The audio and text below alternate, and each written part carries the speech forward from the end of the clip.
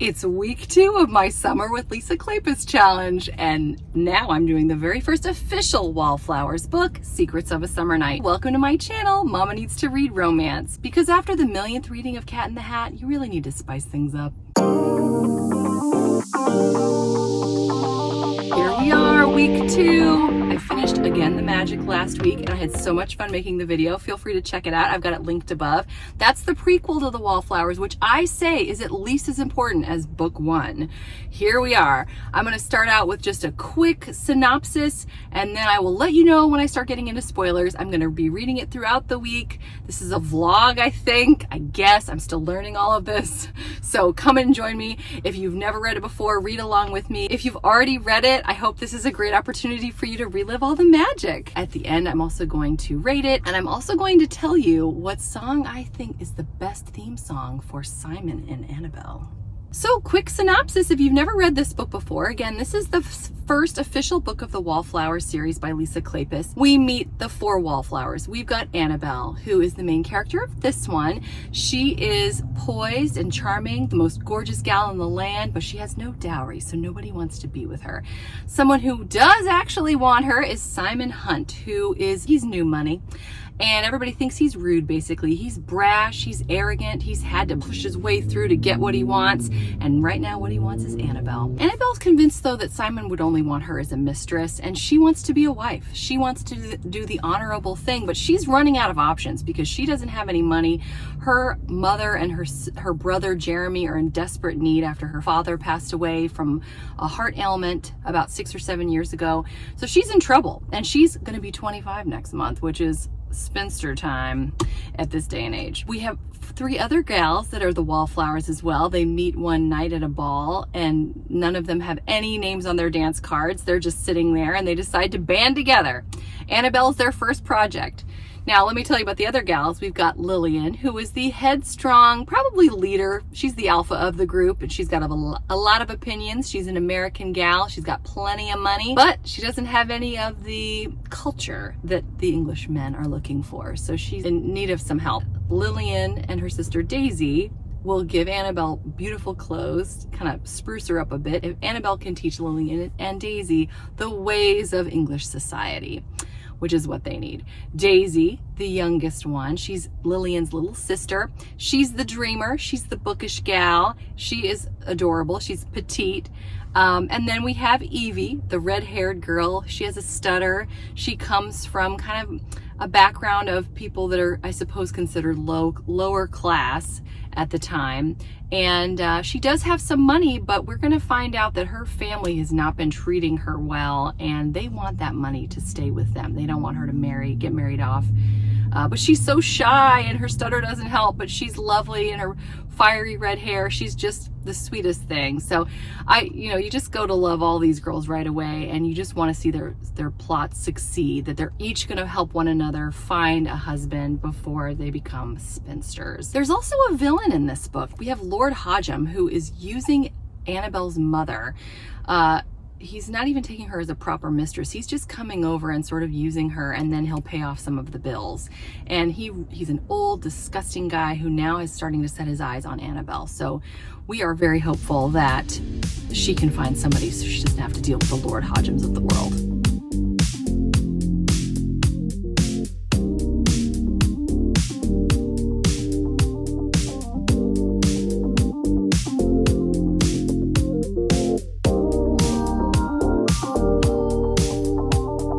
Day 2 of summer, and man, has it been breakneck. I feel like I haven't stopped. Thank goodness for my audiobook. We've been doing workbooks and summer camp and art projects and walks when it's not crazy hot out. So as you can see, it's been busy. Before I say anything else, I wanted to let you know there are spoilers. If you gotta go, I understand. Okay, so I just finished chapter 8. I love rereading books, really. I mean, I'm catching all these things that I missed. So I had totally forgotten that Annabelle actually flirted mercilessly with Marcus when she first met him, because she knew he was this big time earl with this great lineage and had a lot of money, and he knew what she was doing immediately and just labeled her a husband hunter. And so she is avoiding him at all costs. I didn't really know who Lady Olivia was when I read this the first time. I hadn't read Again the Magic yet. And so it's so cool to go back and read this and find out that the reason that Annabelle got invited to the Earl of Westcliffe's estate for his big hunting party several weeks so she could hopefully find a prospect, it was because Olivia said she could. Annabelle asked her and Olivia let her do it. And I love that Olivia's still there, and you can see how in love she and Gideon still are. They're like so infatuated with each other, which just does my heart so good. So I really loved that. And I remember when I read this in the past, I didn't know who that was, and it didn't really mean anything to me. I was just sort of confused as to why they were talking about Olivia and Gideon. But now I get it, and I love it so much more. So that was really cool. So Annabelle gets to the estate. She sees all of her girlfriends. The other wallflowers are there as well. And Annabelle's wearing the gorgeous clothes of Lillian and Daisy. And Lillian and Daisy are looking forward to Annabelle teaching them the ways of English society. Evie is also there, and she's like the conscience of the group. Lillian has this whole thing worked out about how they are going to rope in a guy to marry Annabelle, basically against his will. They've got a whole scheme going. And the only one with any misgivings at all is Evie. She's like, I don't know if this is fair. And the rest of them are like, no, it's totally fine. We're all for it. We don't care if it's underhanded. It doesn't matter. So it's like, good on you, Evie. Yeah, so anyway, Simon Hunt is there, and Annabelle and he have several quick encounters around the estate. I love visiting the estate again and just seeing how beautiful it is. I feel like I've been there myself at this point. And I wish they would just communicate a little bit better, because Simon Hunt thinks that Annabelle is sort of the mistress of Lord Hodgem, and that he thinks she's just interested in money, basically. And he certainly thinks that she doesn't like him, which she doesn't, but they've got this chemistry, and she's sort of drawn to him, even though she feels like he's very arrogant. And she also believes that he has no interest in her in anything other than a mistress. Although at one point, when they go for a walk in the woods together and she hurts her foot, she noticed that he acted like he had more interest in her than just her body. She made a note of that. And they just have reactions to each other, like physical, visceral reactions to each other. So there's something deeper going on, but unfortunately, they just don't know each other's intentions. We also have the sweet Lord Kendall. Bless his little nerdy heart. Everybody's after him because he's the last titled gentleman who's available at the end of the season. And so all the gals are after him, and he's totally lost. He doesn't know what to do with himself, but he does like Annabelle. And Simon thinks this is quite funny. And also he believes that Annabelle and Lord Kendall are never going to work out, as Simon is quick to tell her. He wants to know all about her schemes, and she's reluctant to share that with him because she still feels that he's sort of her adversary. Another thing, unfortunately, speaking of adversaries, Lord Hodgem shows up at Stony Cross Park, and Annabelle's so upset, as is her mother. Because Lord Hodgem could ruin everything. But you know who else could ruin everything? Simon Hunt. She's very concerned about that as well, because he knows that she's up to something, and he seems to love to mess with her. So as we close out chapter 8, that is where we are. And now I'm looking forward to continuing on tomorrow.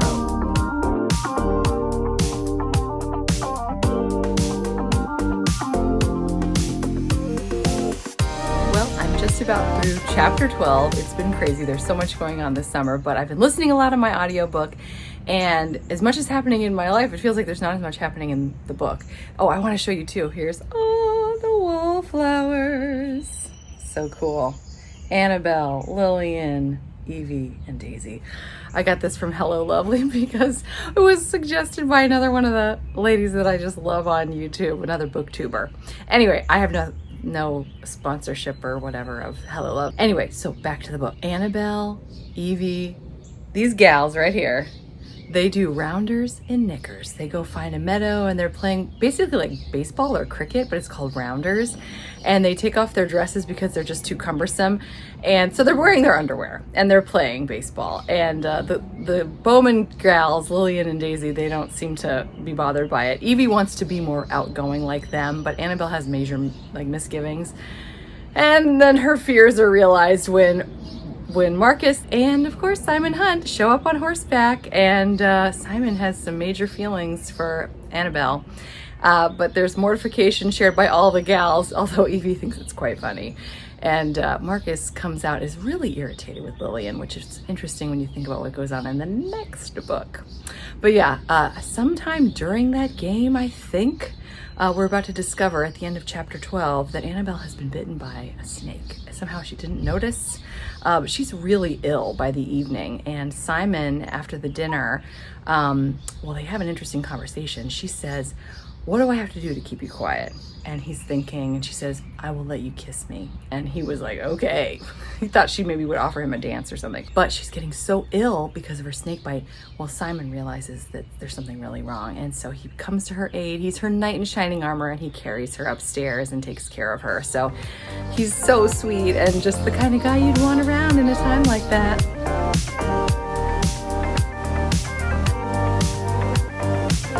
Okay, getting a quick walk in. To tell you, I'm at chapter 15. I just stopped at chapter 15. And oh my gosh, Simon is such a sweetheart. He is so amazing. Oh my gosh, there's like bugs. This is not a great idea. I'm just walking through the woods. Anyway, so Simon took such good care of Annabelle. He was so concerned and so sweet, and he knew just what to do. And I mean, he really helped her through a lot of the beginning of finding out that she had been bitten by a snake. And, you know, it's interesting. Marcus realizes how much now that Simon likes her, as does, I think, Daisy and certainly Annabelle. And Annabelle's realizing her feelings are really developing for Simon. It's funny how illnesses like that can really bring out the best in people or help you really see like how you feel. I mean, I didn't realize that I was into my husband until one day we were with a big group of friends and he started to feel ill, and I was so worried about him and I couldn't stop thinking about him, and I realized, oh my gosh, I like him. So it reminds me of that. But anyway, Marcus tells Simon that he does not think Annabelle is good enough for him, and basically, again, he tells her like a husband hunter sort of. And you know, Simon's not going to listen to him, thank goodness. So Annabelle begins to recover. She's feeling better. People are sending her flowers, and it's so nice. But then she gets, oh, bug. She gets some lovely, lovely ankle boots, and it doesn't say who they're from. And at that time, a man couldn't give a woman a gift of clothing. Oh, I hear frogs. This is so cool. They wind up having a talk later, and she's so excited about the boots. She says it's like the best gift she's ever gotten. And he's like, well, if someone were to do it, you know, maybe they would have like a maid trace the soles of your slippers and then go to a cobbler and make it worth his while to do those shoes first. And I thought that was so cute, how he'll never admit it. Then they proceed to have a very steamy chess game, just adorable. You can tell, I mean, he says he's got a strategy and he's planning on doing more than just keeping her from Lord Kendall, but he won't tell her what it is. Unfortunately, she probably thinks he wants her to be his mistress, and of course he needs marriage. So, see what happens next.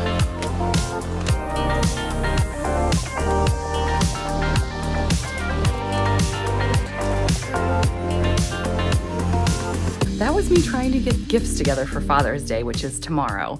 It's a nice thing about Father's Day. You don't have to buy anything. It's handmade gifts are just fine. All right, so I just finished chapter 18. It's so funny. I know the title of this book is Secrets of a Summer Night. While I'm holding the book, by the way, let's talk about the step back. Annabelle is blonde. Why? Why step backs? Why can't we figure this out? In any case, I feel like another title for this book could have been Annabelle and Simon Bump Into Each Other at Stony Cross Park. Because man, do they do it a lot. It's just so funny. She'll just be anywhere in the hall and be like, and who should it be but Simon? Of course, how convenient.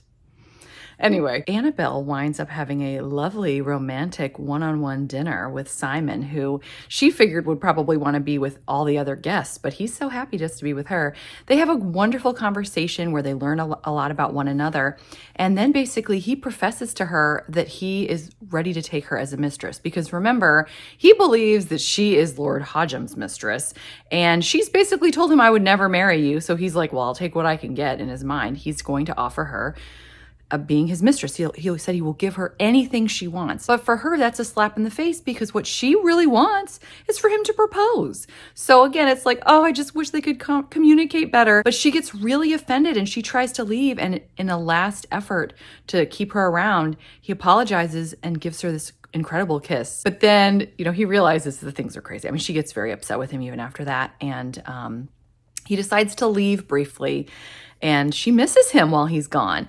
She realizes that he comes back several days later because the chess pieces have been moved on the board, and she knows that only he would do that. So that's kind of cool. They decide, though, that time is running out. Lillian comes up with this plan that Annabelle is going to take Lord Kendall into a garden, and then they're going to be kissing, and right at the time that they're kissing, a group will come out and catch them. And so basically Lord Kendall will have to marry Annabelle. And Evie, ever perceptive, sweet, quiet Evie, says, you know what, Annabelle, I don't think that he's for you. I don't think he's going to make you happy. And I don't think you really want this. And initially Annabelle snaps at her, but then she sort of defends her because Lillian also says, hey, don't mess with the plan. I've got this perfect plan. Annabelle decides, as she's about to lead Lord Kendall to slaughter, as she puts it, that she just can't do it. And Lord Kendall is extremely confused, but she runs away from him. And that's where we're left at chapter 18.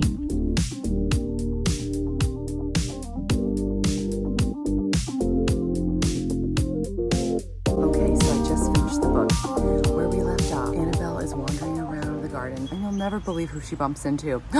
That's right, Simon. Well, they wind up kissing, and he becomes very excited when he realizes that she's going to accept his hand. And Marcus and Lillian and Daisy and Mrs. Bowman, who thinks her daughters are little angels, which Marcus in his mind disagrees, they bump into Simon and Annabelle. And Marcus says, you know what, we're just going to forget this ever happened. And Simon is so adamant that he have insurance so that Annabelle can't change her mind. He decides that he's going to ravish her inside Stony Cross Park. He wants to make sure he has witnesses. Well, one of the most emotional scenes for me in this book was when Philippa realized that their financial situation was going to be taken care of because Simon was going to give them everything that they wanted and needed. And when Philippa says, thank God, and she's pretty much brought to tears, it really makes me emotional because you just realize how much she's been holding in and how scared she's been and how strong she's had to be for her kids. And that really touched me. So I was just so happy for Philippa in that moment. Well, they go ahead and they get married. They have a beautiful wedding night where he just worships her, and she confesses that she had never even been with Hodgem, and so he loved her regardless. They go to Paris for their honeymoon, and then they get to spend time with each other's families, and Annabelle realizes that the working class is not bad. There's nothing wrong with it. She's really changed her heart, especially towards Simon. They just love one another so much.